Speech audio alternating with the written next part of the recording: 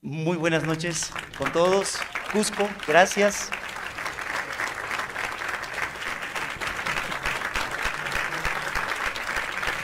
Qué hermoso lugar, primero, debo decir. Da la vitalidad del cusqueño, realza la cultura, me encanta. Nunca había estado acá. Y sé que además tiene un valor especial, ¿no? Este es del equipo del pueblo, tengo entendido. Así que, bien, bien, bien, bien. Muchísimas gracias a todos por estar aquí presentes. Este congreso se ha hecho con mucho trabajo, con mucho esfuerzo. No saben todo lo que hay detrás para que alguien pueda estar acá frente a ustedes. Hay mucho trabajo de por medio. Los ponentes simplemente llegamos, nos atienden, nos reciben, nos llevan a comer y nos traen para acá. O sea, no hacemos absolutamente nada más que pararnos frente a ustedes e intentar ser productivos. Pero quienes de verdad merecen su reconocimiento y quienes de verdad merecen todo su aplauso, por favor, son todos aquellos que han estado detrás de la organización. Está LP, está la JUDECAP, está acá el doctor May Pilares, nos acompaña el señor decano del Colegio de Abogados. Por favor, yo sí les pido un fuerte aplauso para todos ellos.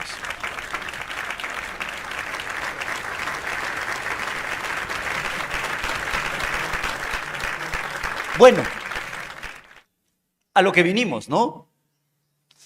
Está bonita la foto y todo, ¿sí? Está bonito el libro, pero hay que hablar de derecho.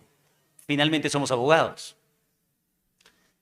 Y miren, les voy a contar un caso. Ustedes van a saber quién es, ¿ya? No es que uno sea rajón, pero ustedes van a saber quién es. Un día, en un programa de televisión, se aparece, fíjense, se aparece un alto funcionario del Estado.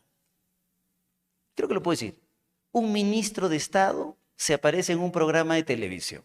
¿Sí?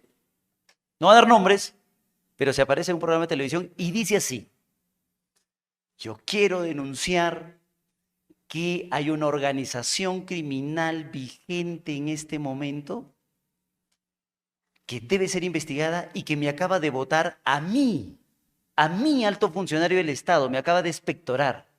¿Saben por qué? Por haber hecho mi trabajo, me acaban de votar. Y empieza a decir, y yo te voy a dar quiénes son, y son tal, y son tal, y son tal, no lo voy a decir, ¿eh? Pero son tal, tal, tal, tal, y empieza a dar información, ojo, en un programa de televisión. ¿De acuerdo? Como el titular de la acción penal constitucionalmente tiene la obligación de no hacerse loco, es decir, si la fiscalía tiene conocimiento de un hecho de naturaleza delictiva, lo que tiene que hacer obligatoriamente es abrir una investigación, ¿cierto?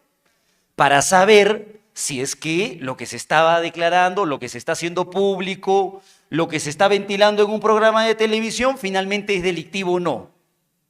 Pero ahí viene el momento. El proceso penal peruano reconoce 3 etapas. Reconoce una primera etapa que es la de investigación preparatoria, que es una etapa en la que tú tienes que descubrir qué pasó. Tú tienes que saber si finalmente la hipótesis que planteaste en un inicio es válida, no es válida, está aprobada, no está aprobada, puedes identificar o no a las personas que han cometido el hecho, etc. Para eso tienes una investigación. Tan importante es esa fase, es vital en el proceso penal. Yo sé que hay gente que dice que la del juicio es la importante, esa es la de menos. Esa es la importante. Esa, la investigación preparatoria. Tan importante es esa etapa que el legislador la ha dividido en 2. Dijo, una primera para saber si vale o no la pena continuar. Una primera que se llame diligencias preliminares. Hablo de toda la investigación, pero dividida en 2, ¿ah? Una primera parte que se llama diligencias preliminares, donde se supone que hay que realizar lo más urgente y lo más inaplazable, eso que no puedes esperar. El cadáver no lo vas a dejar 2 semanas en la pista, ¿sí o no? Entonces hay que levantar el cadáver de inmediato, es un acto urgente e inaplazable, eso no se puede pasar para la semana siguiente. El examen toxicológico del borracho que agarran manejando, eso tampoco lo puedes pasar para otro día, ¿cierto? El examen médico legal de una víctima que llega y dice acabo de ser agredida, no lo puedes pasar para el otro mes. Hay cosas que no pueden esperar. Y para eso nosotros hemos creado una fase que es la fase de las diligencias preliminares, ¿cierto? Luego viene la otra, dentro de la investigación, ¿ah? Que es una investigación preparatoria, pero por así decirlo ya de verdad, formalita. El nombre es investigación preparatoria formalizada. Entonces tienes ahí dos momentos. Y en esa formalizada, ahora sí vas a poder hacer aquello que no hiciste como actos urgentes e inaplazables, como aquello que inmediatamente tenías que realizar. ¿De acuerdo?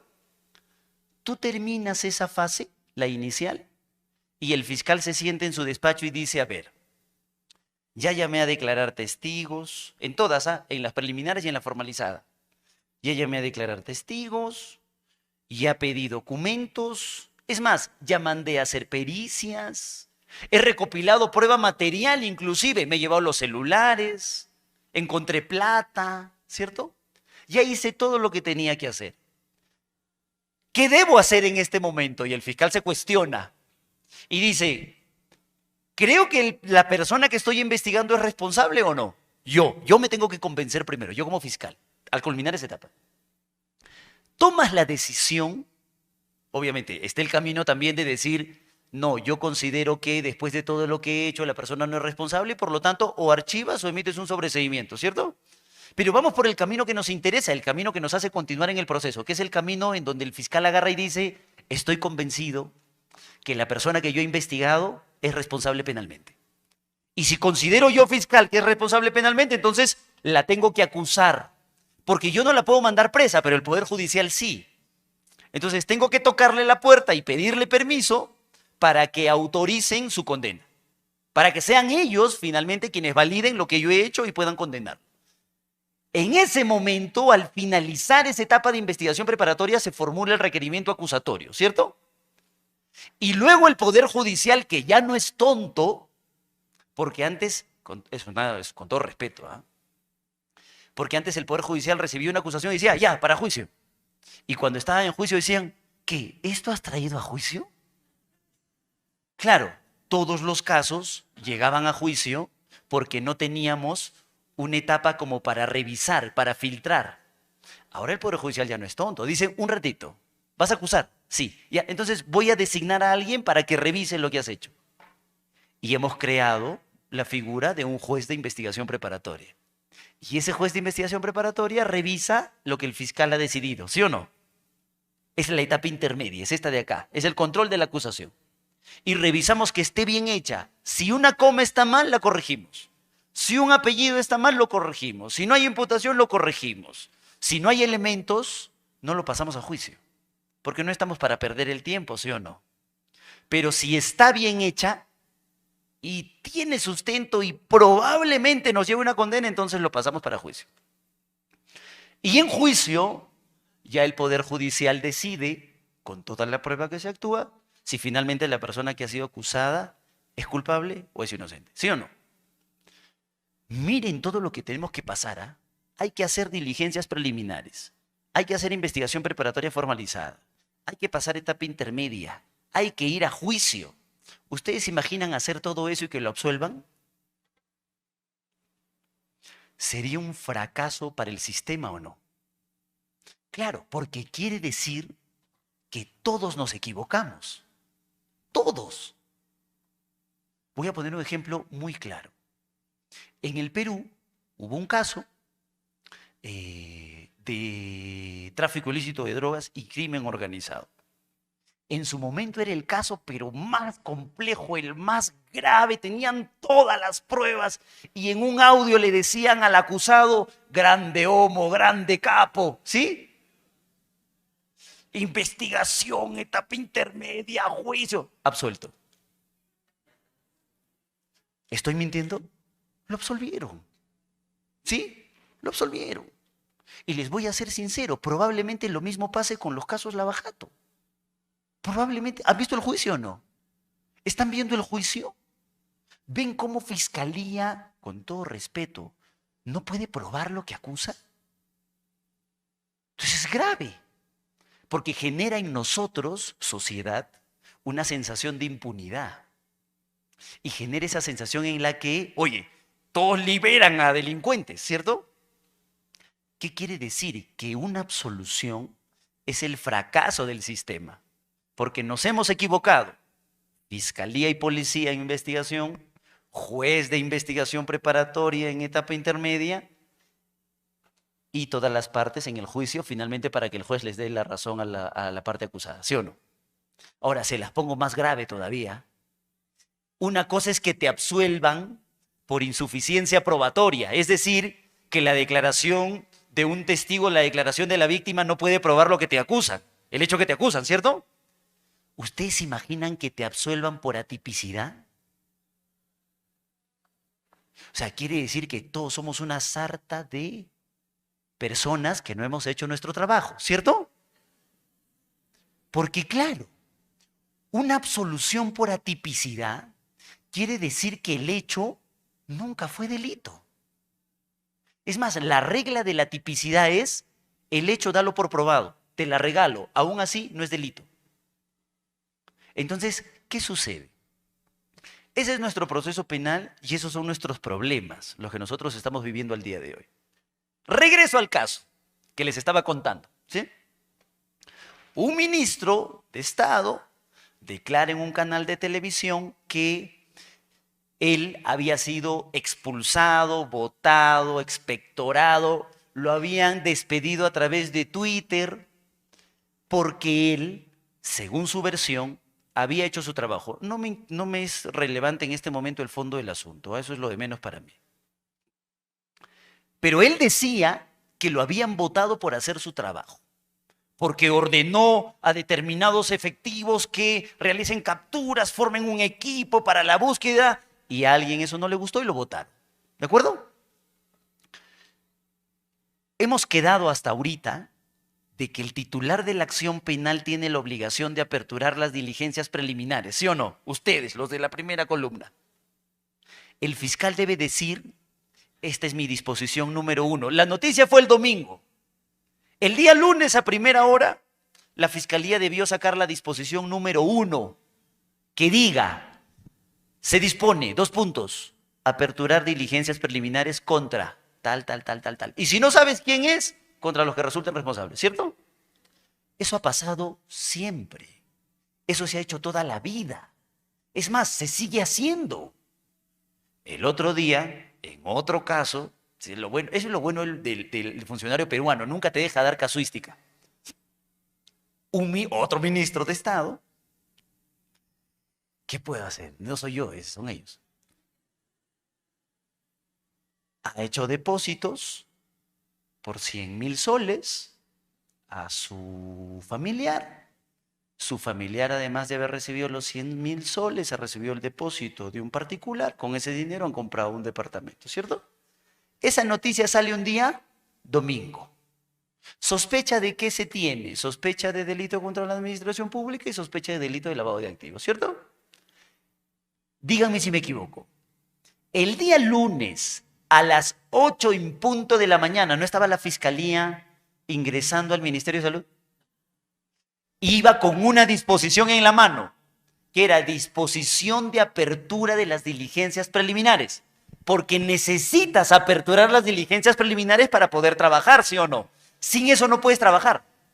Y tan rápido habían actuado que inclusive ya tenían en la mano la resolución del juez que ordenaba la incautación del bien objeto de cuestionamiento, ¿sí o no? ¿Cuál es el problema? Regreso al primer ministro. Que la fiscalía ve la noticia el día domingo y lo que debía hacer el día lunes era emitir la disposición de apertura de las diligencias preliminares. Pero no lo hace. No lo hace. ¿Saben qué hace? El día lunes llama a declarar al ministro y le dice, ven, a nuestro despacho, venga. Lo sienta en el despacho y le empieza a preguntar. Señor, ¿su nombre? Sí. ¿Su cargo? Cuéntenos, por favor, ¿usted a qué se dedica? Yo, bueno, era ministro. ¿Y en su labor qué cumplía? Bueno, yo hacía esto. ¿Y qué pasó? ¿Por qué ya no es ministro? Bueno, acá. ¿Y quién lo llamó? Y le empieza a hacer un interrogatorio. Entonces, con este interrogatorio, la fiscalía dice, no, esto es clarísimo. Este es un caso de organización criminal, pero además que comete delito de obstrucción a la justicia. Y en ese momento agarra y emite la disposición número 2. Apertura diligencias preliminares. Y le notifican al investigado. Y le dicen, investigado, por si acaso, voy a aperturar preliminares en contra tuya. El investigado, como cualquier ciudadano razonablemente, le dice, un ratito, acá dice disposición 2. ¿Cuál es la 1? Porque claro, tú debiste haberme notificado la 1, que era la del arranque de las preliminares, ¿sí o no? Me has notificado la 2. A ver, pásame la 1. Revisa la 1 y se dan cuenta de lo que había pasado. Que habían llamado a declarar a un testigo, olvídense de quién sea, que habían llamado a declarar a un testigo sin su conocimiento. ¿Hay un problema o no? ¿Por qué? Porque la defensa tiene derecho a participar en todos los actos de investigación, en absolutamente todos que la Fiscalía programe, en todos. ¿Sí? Solo hay uno en el que no puedes participar. Yo le regalo un libro al que me diga cuál es.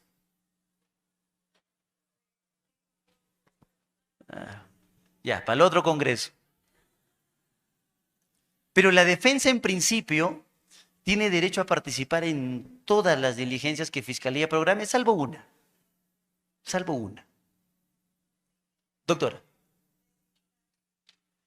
tienes que participar en todas las testimoniales, más bien, porque declara un testigo, tienes que estar, obligatoriamente. Si quieres no vas, pero tú tienes la obligación de estar. Doctora.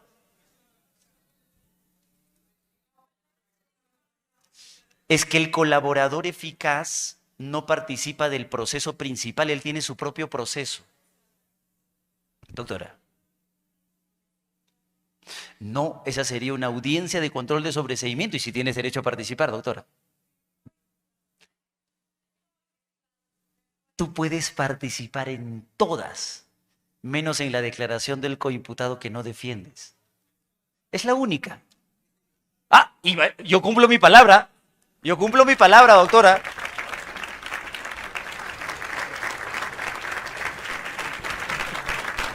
Ahora la hacemos.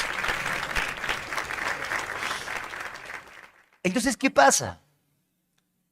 Acabamos de verificar un problema. La defensa no ha participado en un acto de investigación que la Fiscalía ha programado, ¿cierto?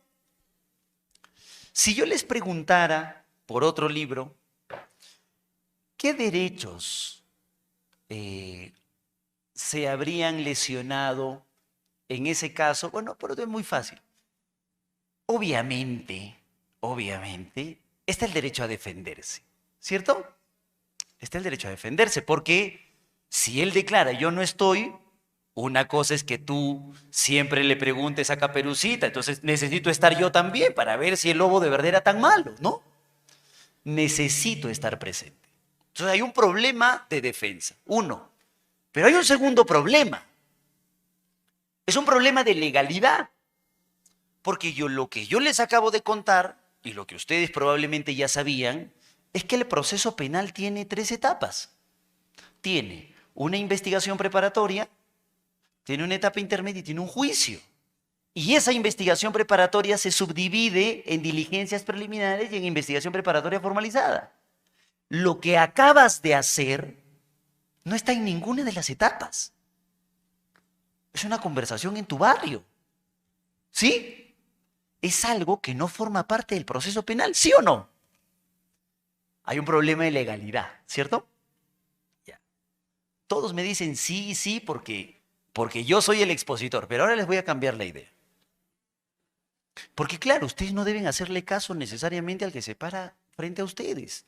Más bien, deben ser críticos con la idea que alguien les presenta. Les voy a contar algo que me parece en algún momento he contado en el EP. Como todos tenemos un lado oscuro, yo también he trabajado en la fiscalía. ¿Sí? ¿Sí? Y Uno de mis trabajos en aquellas temporadas era proyectar. O sea, claro, cuando yo llegué, mi trabajo era coser. Coser, comprar gaseosas y foliar. Ese era mi trabajo. Pero es lo que, yo no me estoy quejando, ¿ah? Es lo que corresponde. Y lo hice muy feliz, muy feliz. Yo cosía con una sonrisa en el rostro. ¿Por qué? Porque es una oportunidad para demostrar lo que puedes valer. Y llegó el momento en el que se podía demostrar eso y el fiscal dijo, no ha venido, no me acuerdo cómo se llama, me acuerdo cómo Sarita, creo, no ha venido Sarita, que es la que hace las actas. ¿Alguien sabe hacer actas para que me acompañe a una diligencia? Nunca había hecho un acta. Pero, pero por lo menos ya estabas fuera. ¿Saben a qué fuimos? ¿Saben a qué fuimos? Fuimos a una constatación fiscal y el doctor me decía, el doctor Vladimir, ojalá me esté viendo, le mando un fuerte abrazo al doctor Paucar, que va a ser el prólogo de mi próximo libro, él lo sabe, de la colección. ¿Saben a qué fuimos? A hacer una constatación fiscal. ¿Por qué? Porque era la casa de una señora que tenía su televisor ahí y su vecina estaba haciendo modificaciones a su casa. Y en esas modificaciones algo había pasado, que se había filtrado un poco de agua. Y el agua había malogrado el televisor de la señora. A eso fuimos. Porque la señora había denunciado la comisión del delito de daños. Se había malogrado el televisor. Cierto, sí. ¿Existía el daño a la propiedad en el elemento de tipicidad objetiva del delito? Sí. ¿Cuál es el problema? Que el delito de daños no admite modalidad culposa. Obligatoriamente es doloso. Entonces la señora tendría que haber venido con una piedra y ¡pum!, reventar el televisor para recién abrir una investigación. Pero no, ahí estábamos, perdiendo el tiempo. Porque claro, porque ojo, mire, a mí nadie me pagaba. Nadie me pagaba porque, no sé si a ustedes les ha pasado, pero hay algunos que, vino control interno, escóndanse. Y somos algunos que nos escondemos o desaparecemos porque no trabajamos formalmente y no deberíamos estar ahí. De esos era, o sea, a mí no me pagan, pero al doctor sí le pagan. El papel que llevamos, y como yo no sabía hacer actas, habré gastado como 3 papeles. Nosotros no fuimos caminando ni en el carro del doctor, fuimos en la camioneta de la fiscalía, ¿sí? Es más, para no pasar así mucho roche, llegamos con nuestros chalecos, pues, porque eso te empodera. Miren cuánto gasto en el Estado para ir a constatar un hecho. Él y yo, que hoy somos amigos, sabíamos que eso no era delito. Sabíamos. Era clarísimo que no era delito. Pero aburre estar en la oficina. Y era una forma de salir. Miren, algo que yo se los cuento así suelto, ustedes se ríen, pero lo que no saben es que esa plata es de ustedes. Pero por supuesto, son ustedes los que solventan los gastos. Soy yo el que solventa los gastos. Todos nosotros en conjunto somos los que solventamos ese tipo de gastos. El trabajo del Poder Judicial y la Fiscalía lo sustentamos nosotros. ¿Sí? Había un problema. ¿Saben cuál es el problema? La calificación de las denuncias. Ese es el problema de nuestro proceso penal. Lo que no les he dicho al inicio es que para iniciar ese proceso penal, para aperturar las diligencias preliminares, hay un momento de reflexión que se llama la etapa de calificación de la denuncia. Es decir, tú recibes la denuncia de esa señora de la tele y la tienes que revisar y decir, a ver, si se llega a probar lo que aquí está escrito, ¿será delito? No. Entonces, ¿para qué pierdes el tiempo? Archivas liminarmente. Así se llama. Archivo liminar. No hiciste nada, archivaste. Ese filtro de calificación es fundamental en nuestro proceso penal. Porque mira lo que te ahorra. Te ahorra todo lo que viene después. Solo necesitas a alguien que sea consciente, se siente en una mesa, evalúe la denuncia y diga, como dice la canción, ¿está sí? ¿Está? No. Es lo único que tiene que hacer. Evaluar qué casos valen la pena formar parte de un proceso penal. ¿Y saben qué es lo que está pasando en el país? Que la calificación no está funcionando. Que lo que se denuncia se abre. Obligatoriamente se abre. Hay muchos factores para explicar el porqué, para explicar por qué las calificaciones no funcionan y los fiscales llega a un hecho y dice, apertura. Veo una noticia, apertura. Hay una explicación para eso. Son muchos factores. Un factor es el temor. Y sí, ojalá hayan fiscales con nosotros. El temor a que si tú archivas liminarmente, el superior siempre dice, pero siempre dice, no, devuélvase para que hagan cosas. Entonces uno dice, ¿para qué archivas si finalmente el superior siempre te va a decir, realícense actos de investigación? No tiene sentido, ¿cierto? Hay un temor. Y yo lo he conversado con varios amigos, fiscales. El otro me dice, acá el superior siempre revoca. Entonces no vale la pena. Mejor hacemos todo lo que se tenga que hacer y ahí archivamos. ¿Pero te das cuenta que estás perdiendo el tiempo? Le digo. Me dice, sí, lo sabemos. Pero ¿qué vamos a hacer si el superior siempre ordena realizar actos de investigación? Miren, ese es un factor. Un segundo factor por lo que pasa eso y porque la calificación no funciona en nuestro país es la carga. Yo recién me he enterado a raíz de este tema que estoy estudiando y que ahorita llego al punto. Tengo un punto, espérense. Pero ahorita llego al punto. Yo me metí a estudiar este punto y recién me he enterado que cuando tú determinas la carga de un fiscal, no interesa que un fiscal tenga un caso de crimen organizado con 80 personas a que el otro tenga una estafa, ¿sí? Por incumplimiento de contrato encima. No importa, los dos tienen carga, ¿sí? Y lo que se valora para ascenso, promoción, es la carga. Entonces, tú dices, a ver, de las denuncias que nos han puesto, yo lo haría si fuera fiscal, ¿eh? Le soy sincero. 10 denuncias son así casos que se van a archivar, ¿eh? Apertúralas. Son 10 casos en carga, ¿sí o no? Tú sabes que no son carga, porque sabes que no tienen futuro. Pero en el sistema ya aparecen como carga, ¿sí o no? Eso lo he descubierto recién. No sabía. Yo pensé que la carga la determinaban más estratégicamente, pero no, es cuántos casos, no importa la naturaleza del caso, que es uno de los problemas que también hemos tenido ahora en unos cambios que ha hecho la Fiscalía de la Nación, porque se ha sostenido que unos fiscales no cumplían o no tenían la carga y el reclamo de los fiscales ha sido, pero el sistema determina muy mal la carga, ¿no? Ese es otro factor, por ejemplo, por el que la calificación no funciona. Entonces, ¿qué pasa?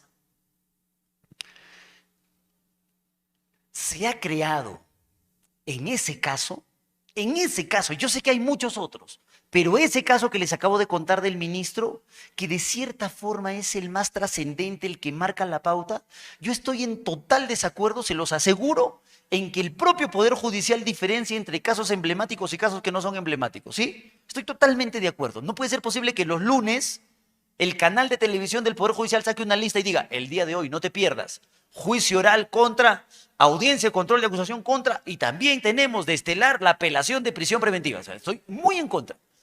Estoy de acuerdo en que la publicidad debe ayudarnos y demás, pero no calificarlos de estos emblemáticos y estos no. Y finalmente, si eso vamos a hacer, que todas las páginas de las Cortes Superiores de nuestro país transmitan sus audiencias, todas.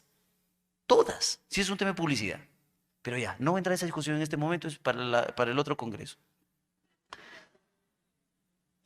A lo que voy es que hay casos en los que necesitamos concentrarnos, todos, los que trabajan en el caso y quienes no trabajan en el caso, porque lo que pase ahí, ya los demás, que nos apellidamos Moreno, ¿no? Podemos llevar ese razonamiento a los casitos que tenemos. Claro, porque obtienes allá y con esa producción te la llevas. Por ejemplo, les doy un ejemplo así bien concretito. La Corte Suprema, la Sala Penal Permanente de la Corte Suprema, en los últimos 4 meses, 4 más o menos meses, viene haciendo de sala de apelaciones, ¿saben? La Sala Penal Permanente de la Corte Suprema está haciendo las veces de sala de apelaciones. Y está conociendo todas las casaciones, apelaciones en procesos especiales contra altos funcionarios del Estado. Y acaba de sacar una apelación interesantísima, la 10-2022/Suprema. Y en ella acaba de establecer, gracias a la pelea de un abogado, que en la tutela de derechos no es necesario acudir previamente al fiscal.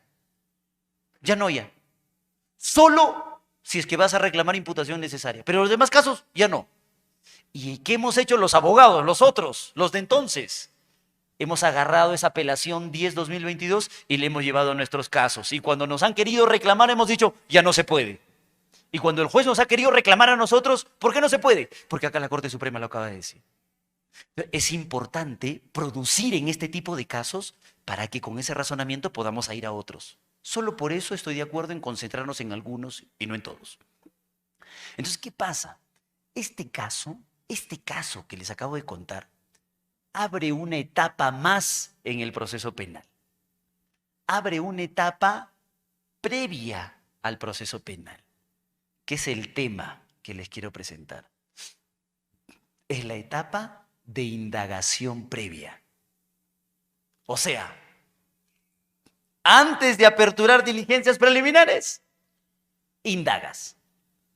Para saber si vale la pena o no aperturar preliminares. ¿Sí o no? Solo así podemos evitar carga innecesaria. Y que nuestro sistema colapse como está colapsando. Que el dinero de ustedes se invierta en casos que finalmente no tienen futuro. ¿De acuerdo? Ustedes me habían dicho al inicio, y yo, sí, que había lesión, en el caso que yo les he contado, que existía la lesión a 2 derechos.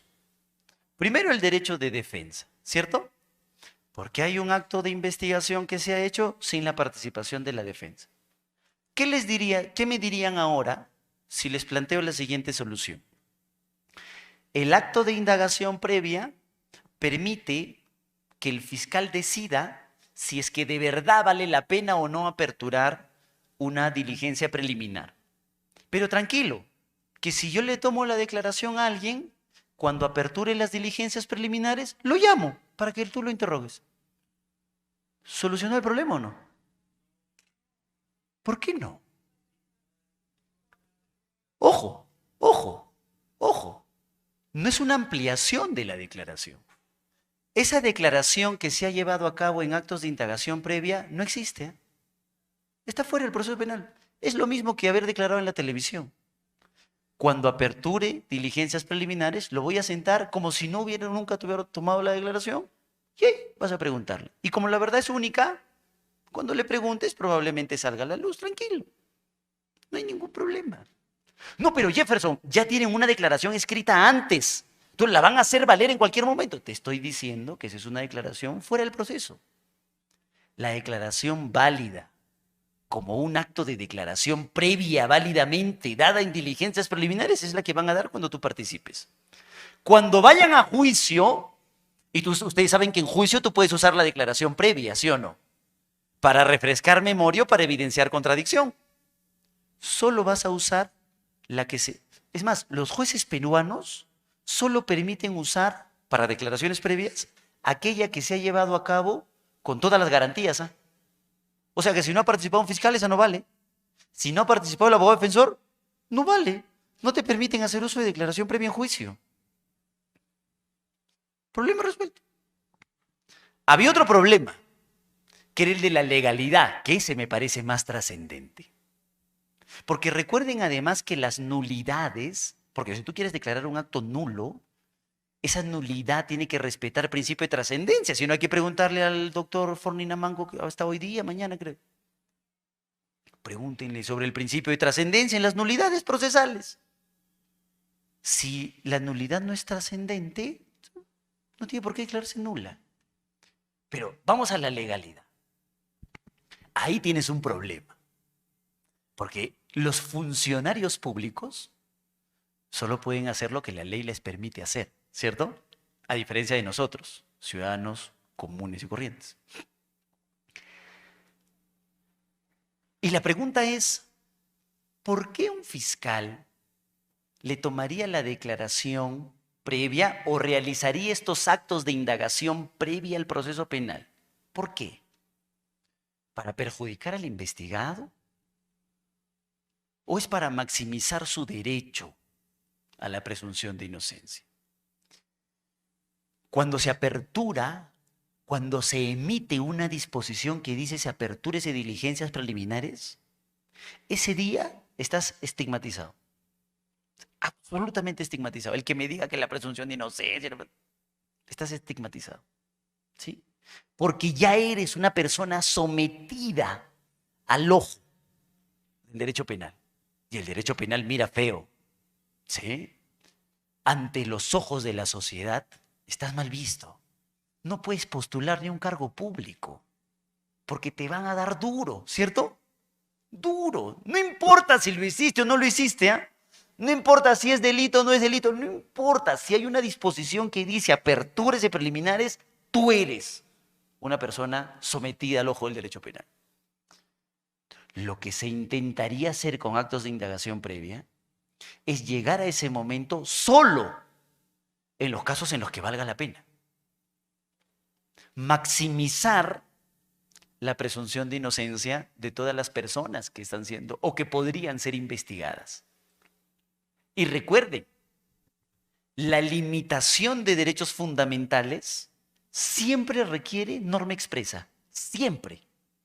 Prisión preventiva, detención domiciliaria, impedimento de salida del país, poder coercitivo de la fiscalía para llevar testigos. Todas las limitaciones que tenemos en nuestro Código Procesal Penal, todas necesitan norma expresa, porque los derechos fundamentales no pueden restringirse sin norma expresa. Pero cuando tú maximizas un derecho, no necesitas norma expresa, porque estás maximizando el derecho. Entonces, si se trata de maximizar la presunción de inocencia, si se trata de tener procesos penales más eficaces, si se trata de cautelar la imagen de quien va a ser sometida a un proceso penal, estás maximizando un derecho. ¿De acuerdo? Ah, cambiaron. Y eso es lo bueno. Y eso es lo interesante, porque si yo vengo a decirles lo mismo que ustedes piensan, vamos a tener un problema, ¿cierto? Este tipo de escenarios deben servir de reflexión en ese tipo de casos. Porque lo que pase ahí, ya saben, lo vamos a poder agarrar los demás para llevarlos a todos nuestros casos. Ustedes van a poder venir a la Corte del Cusco y decirles, acá está, mira lo que pasó. ¿Pero y quién lo hizo? Lo hizo la Corte Suprema. Ah, bueno, eso se aguanta un poquito, ¿cierto? Porque, siendo sinceros, nuestro derecho ha cambiado tanto que se está convirtiendo un poco en un derecho casuístico. Trabajamos mucho con un sistema jurisprudencial. Lleguen ustedes a una audiencia, yo soy litigante. Lleguen ustedes a una audiencia y díganle, acá dice Jefferson Moreno. ¿Qué le importará al juez lo que diga Jefferson Moreno? Pero si ustedes le traen, señor juez, acá está la casación 599-2018 del IME emitida por la Sala Penal Permanente de la Corte Suprema, abre su oído. Entonces son estos los casos en los que hay que concentrarnos. Mi trabajo frente a ustedes es plantearles la problemática. El trabajo de ustedes, asistentes a un congreso, es más que la foto, ¿sí? es buscarle la solución a ese problema que yo les estoy planteando. ¿De acuerdo? De todo corazón. Espero haber sido productivo. Muchísimas gracias.